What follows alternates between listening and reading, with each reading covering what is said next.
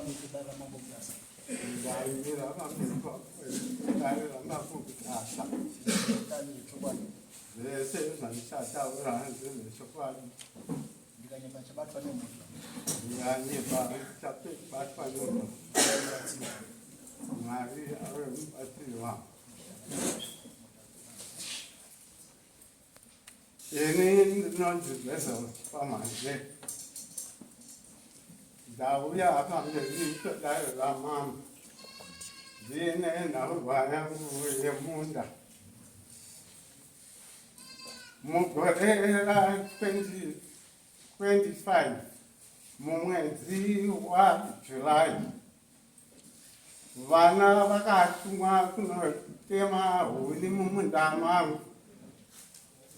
Pakati pekunge vachitema huni mai vakanzwa Simba Murangano akufona achiti taurirai vana venyu varegedze kutema huni mumunda mangu. Mai vakagadzika kuti mumunda make sei. Mai vakandifonera ini ndiri kubasa. Ndikati aiwa nyararai zvichafambiswa mberi. Ndikatonyarara sei ndikati ana sabhuku varipo. Hakuna kupera mazuva matatu sabhuku akabva anyora rugwaro rwekuti chipamhazere takusunga wakusungiswa naSimba Murangano unofanirwa kuuya kudare musi wa4 August. Vana namai vakandifonera ndikati ndipei nhamba dzasabhuku. Ndakapiwa ndikafonera sabhuku ndikati handikwanisi kuti ndisvike musi wa4 August. Kusungwa handirambi, munda ndevangu.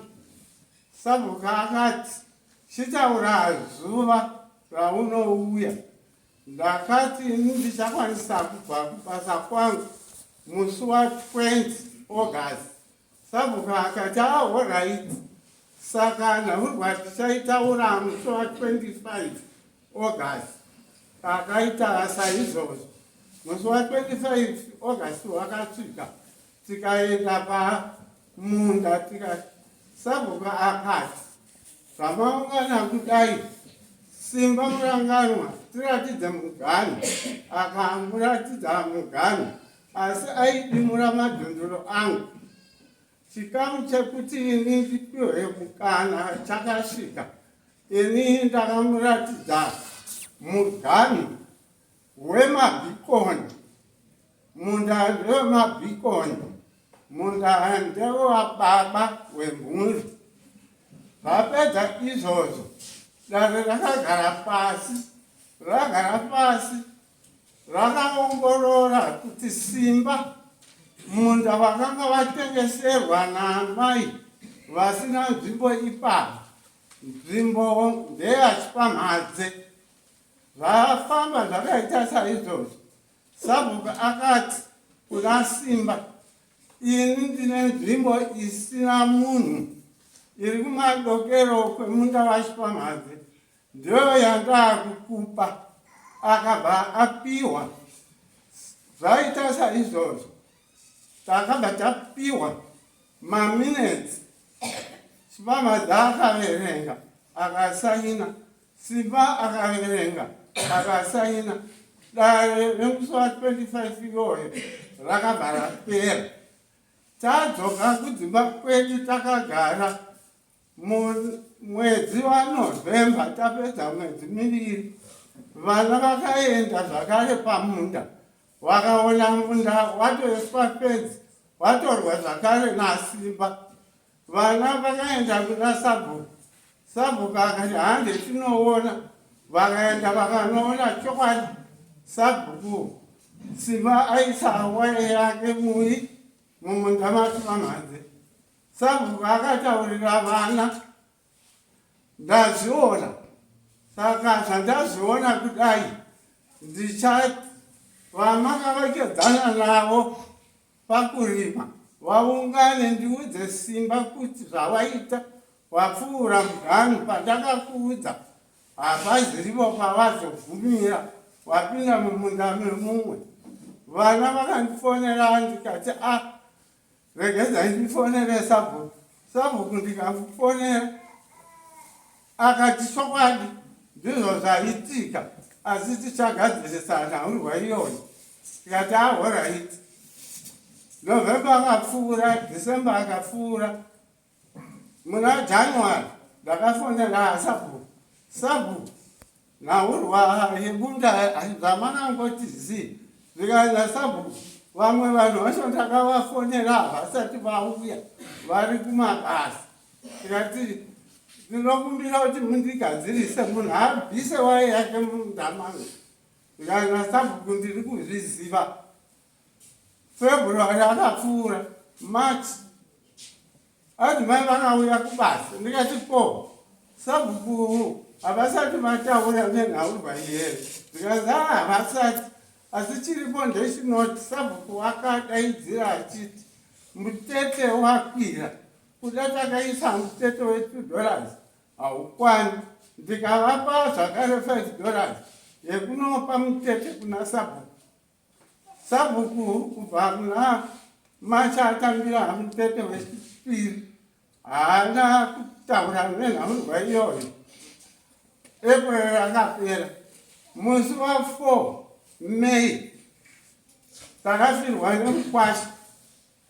Ndikaona na Sabhuku pamariro ipapo. Sabhuku ndikamubvunza ko mwedzi yawandisa chii chikonzero. Zvikanzi aiwa vamwe vanhu vacho handisi kuvabata vamwe vacho ndiri kuvabata asi ngatichironga izuva rekuti tive tinotaura nhaurwa iyoyo. Sabhuku neni takaronga zuva remusi wa7 June. Musi wa7 June usati wasvika ndakanosvika kumba kwaSabhuku uri musi wa5 June gore rineri. Iwo mwedzi uno Sabhuku akanditi sekuru mauya. Ndanga ndisingadi kuti muuye nokuda kwekuti mangwana 6 ndine dare remumusha mangu. Saka handizogoni kuti ndiwe ndinotonga musi wesvondo musi wa7. Saka ini ndakati Sabhuku ndatouya kubva kubasa. Saka ndodii. Sabhuku akati ndichatombonopa vanhu weofu yachibage zuva kana rakunodoka ndichauya pamba pako ndokuudza kuti toita sei. Ndakaswera muswere iyoyo wose waive muswere weFriday. Sabhuku haana kuuya. Ndakafunga musi weSaturday kuti Sabhuku zvaasina kuuya regai ndiende pamba pegorokota rinoona nedhiri redu pakati paSabhuku. Ndakaenda ndikati ini ndauya kuti mundibatsire nyaya yandakauya nayo nezuro. Sabhuku haana kuzouya. Saka ndaakufunga kuti mazuva areba kubva muna November kusvika pari waya isati yabviswa mumunda handina kana chandinoshanda. Ndiri kufunga kuti mondiperekedzawo kuna Sabhuku musi wa7 uri musi wesvondo. Sabhuku andipe rugwaro ndiinde zvangu mberi. Gorokota handina kuramba rakabvuma. Ndakaita saizvozvo negorokota. Patakasvika pamba paSabhuku, Sabhuku akati ndazvinzwa asi handisati ndatadza kutonga nhaurwa iyoyo. Regai ndibve ndatofonera Simba. Akafonera Simba nguva iyoyo. Simba akapindura Sabhuku achiti ndiri kudhiraivha. Ndichakufonerai kana ndapedza kudhiraivha. Sabhuku akati handisi mazvinzwa akafona. Nguva yakare iyoyo Sabhuku akafonera mumwe anonzi Farai Murangano. Mumwewo Farai ko wakazoita sei? Farai akapindura achiti nhaurwa yake muna January. ndiri kutouya weekend. Sabhuku nguva iyoyo akabva ati Chivamadze, uri kuita sei, unenge uripo here paweekend? Ndikati andotogarira ndinenge ndiripo. Ndakabva ndanzi naSabhuku, musi wa18 ndipo patichaba tataura nhaurwa iyi, ava vanenge vauya. Ndikati apese pakangonaka. Nguva yakare iyoyo pfupi akafonera zvakare Simba akabvunzwa naSabhuku, ko zvavati uchafona nguva yareba. Simba akabva akata foni. Sabhuku akabva ati negorokota Simba ngatimusunge timupe tsamba auye kudai. Zvakandiratidza kuti ndiro range riri zuva rekutanga raSabhuku kutaurira Simba. Ndakabva tangodzoka kudzimba dzedu taakumirira zuva remusi wa18. Risati rasvika zuva remusi wa18, Sabhuku akandifonera, asi ndakanonoka kunzwa foni nokuti yaive mumba ndichiita basa pamba panze. Ndakazopinda ndikabata foni ndikaona foni iine mamised call. Ndikafonera Sabhuku, chii chaitika kuti mufoni?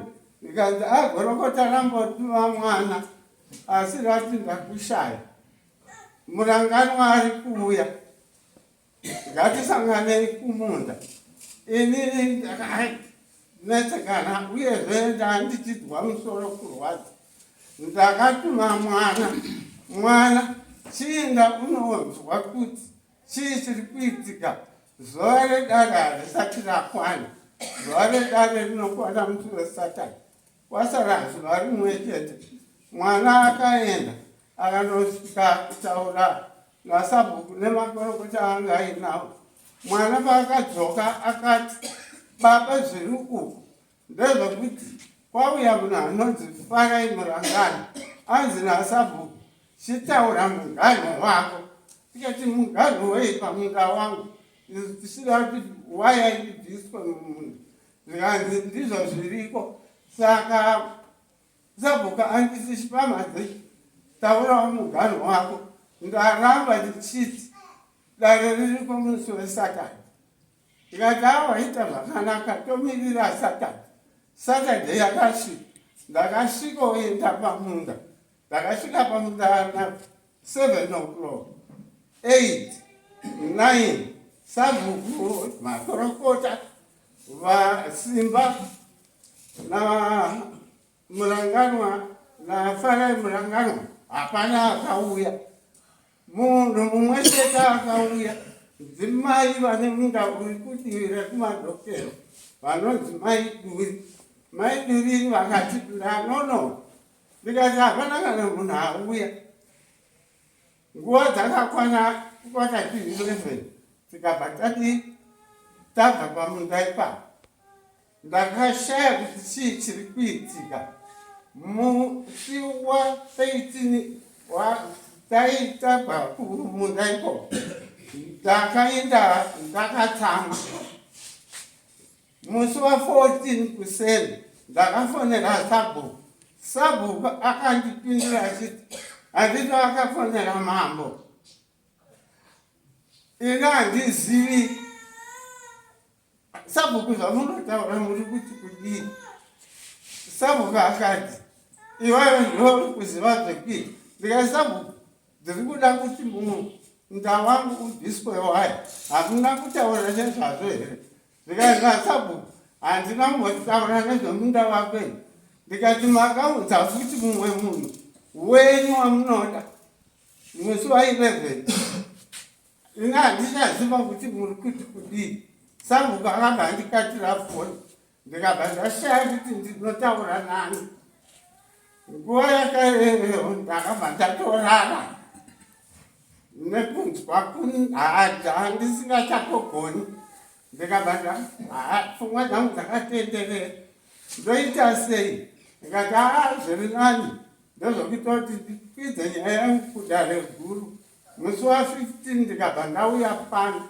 ndikabva ndatura nyaya yangu pano kusvikira mazuva ranasira ndakapiwa. Ndio nhaurwa yandiri kuda kubetserwa namama kuti ndoitawo sei. Ndapedza. Alright. Mati pane maminitsi akasainwa munawo? Ina handina ndakakumbira maminitsi musi wa 25 iwoyo. Sabhuku akati handipe maminitsi. Ari pano here. Ari pano Sabhuku. Ari pano. Gare.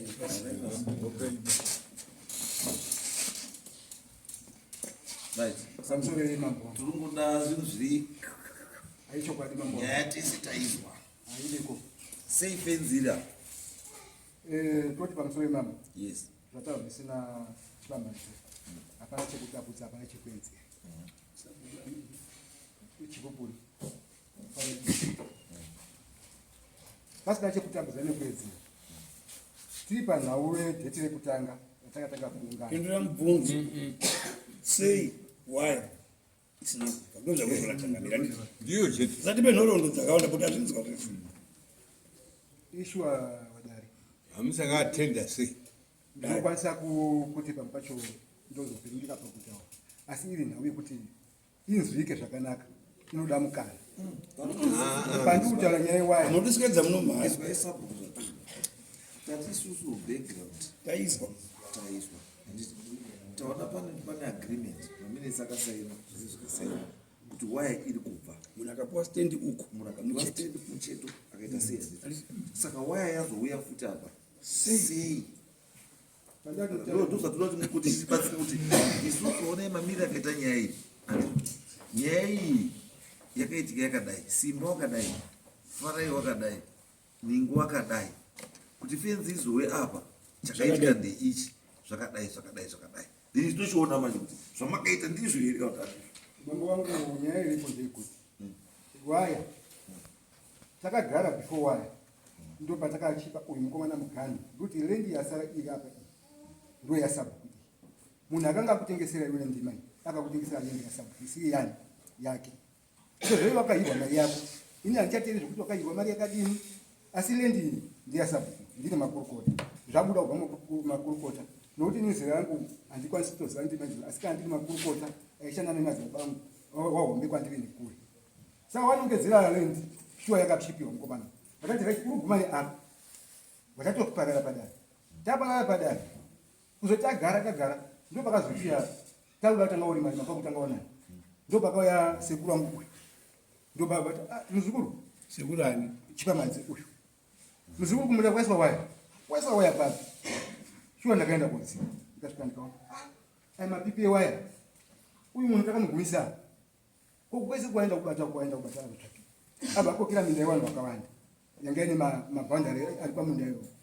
Saka zuva remunda tichikutaura nyaya yemunda ini ndakabvunza kuti right inini muSabhuku akakokera ndiani? ndiSimba Muranda Uripi? pana paanokwanisa kusvikira. Saka titunga nyaya isini. Saka Adiri bomira. Bomira chawo. Kuzi mupari wemudhako. Saka tikutongei. Pana zvokudza. Indandofunga kuti uyu arudzi rwake uyu akapfeka kuti Ndikupa ndiye Simba. pesa ndatofunga kuti Simba Munhu wacho Simba zvaakaita changamire Simba ndamunyora Samuel nekuti uya kutanga because zuva rekutanga takati ndisati ndabata avo maneighbors aya kuti ndipe uyu date redare hazvibudiba nenyaya yekuti uyu anenge kuti uyo musunga vozokuti atamusunga nenyaya yekuti akafudza mukani patakadii patakabika.